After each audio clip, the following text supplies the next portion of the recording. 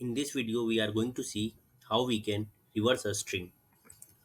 So we will create one string str is equal to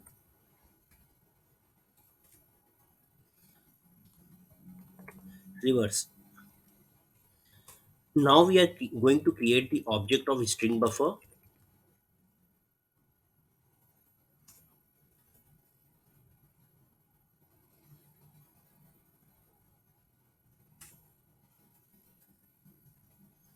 You can see here in this object we need to pass one string. So what we will do, we will pass the string which we have created just now. And after passing the string, there is a method reverse in this string buffer class which we need to call. Now with this piece of line, our string will get reverse. If it is working fine or not, what we will do, we will just try to print this out.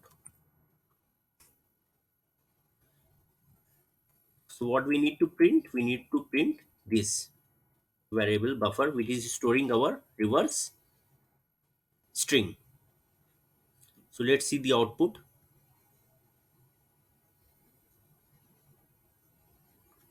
So you can see here it is reversed.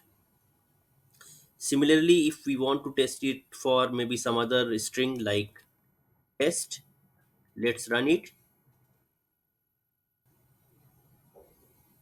So you can see it is reversed. Thank you.